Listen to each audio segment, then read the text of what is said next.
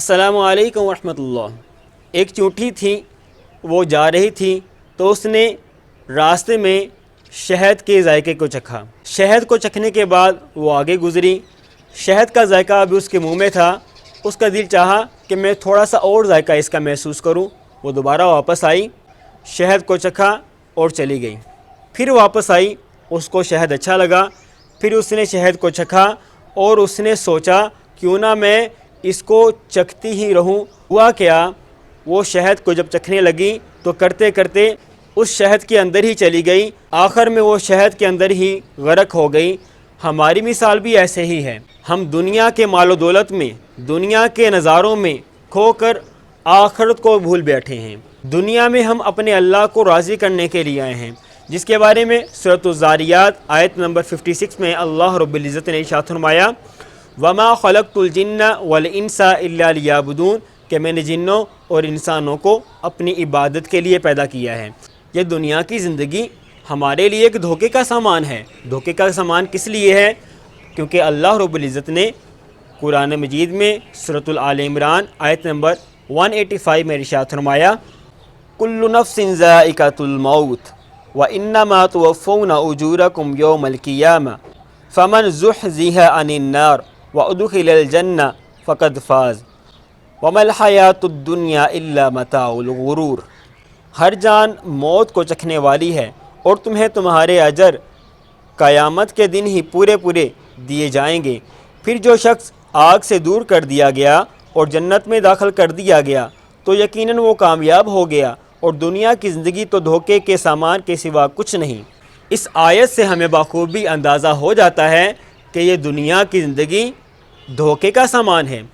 اگر ہم نے دنیا میں کوئی کاروبار کرنا ہو، کسی دوست کے ساتھ، کسی آدمی کے ساتھ پارٹنرشپ کرنی ہو کاروبار میں، تو ہم کسی تیسرے بندے سے پوچھتے ہیں کہ فلاں بندہ ہے، میں نے اس کو اپنے کاروبار میں شراکت دار بنانا ہے، وہ آدمی کیسا ہے؟ تو اگر وہ تیسرا بندہ کہتا ہے کہ وہ انسان تو دھوکے باز ہے، اس کے ساتھ آپ کاروبار نہ کریں، اس آدمی کو آپ اپنے کاروبار میں شریک نہ کریں، وہ تو ایک نمبر کا دھوکے باز انسان ہے، تو ہم سوچتے ہیں کہ وہ دھوکے باز ہے تو ہم کیوں دھوکہ کھائیں؟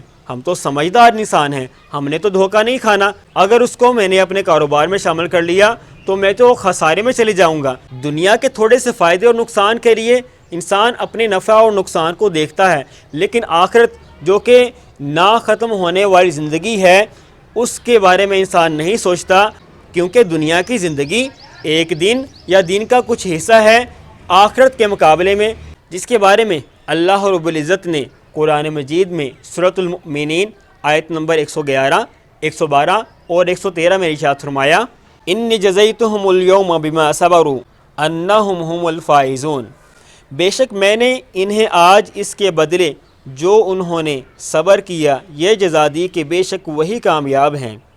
قال کم لبثتم فی الارض عدد سنین، فرمائے گا تم زمین میں سالوں کی گنتی میں کتنی مدت رہے۔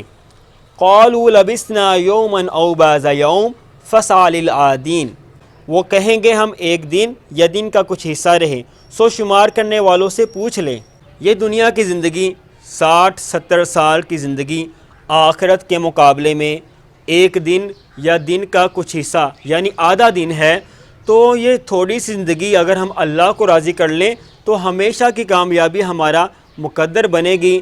اب اگر دنیا میں کسی انسان سے کہا جائے کہ بہت مشکل کام آپ نے کرنا ہے لیکن جتنی زندگی تمہاری باقی ہے تو نیو یارک میں ایک خوبصورت محل، خوبصورت گھر آپ کو دیا جائے گا، ساری زندگی کا خرچہ آپ کا، آپ کے بیوی بچوں کا، بچوں کی تعلیم کے اخراجات، تمام اخراجات ہم اٹھائیں گے، لیکن یہ ایک مشکل کام ہے جو کہ آپ نے کرنا ہے۔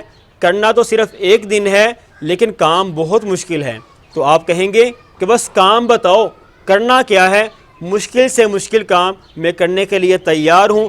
یہ سوچ کر انسان اس دنیا کے اندر اپنے سر دھڑ کی بازی لگا لے کہ میں نے بس اپنے اللہ کو راضی کر کے ہی دنیا سے جانا ہے، کیونکہ دنیا کی زندگی قرآن مجید کے مطابق ایک دن یا آدھا دن ہے یا دن کا کچھ حصہ ہے، لیکن آخرت کی زندگی نا ختم ہونے والی زندگی، ہمیشہ کا آرام، ہمیشہ کی جوانی، ہمیشہ کی خوبصورتی انسان کا مقدر بنے گی۔ اللہ رب العزت سے دعا ہے کہ اللہ تعالی ہمیں اس دنیا کی حقیقت کو سمجھنے کی توفیق عطا فرمائے۔ السلام علیکم ورحمۃ اللہ۔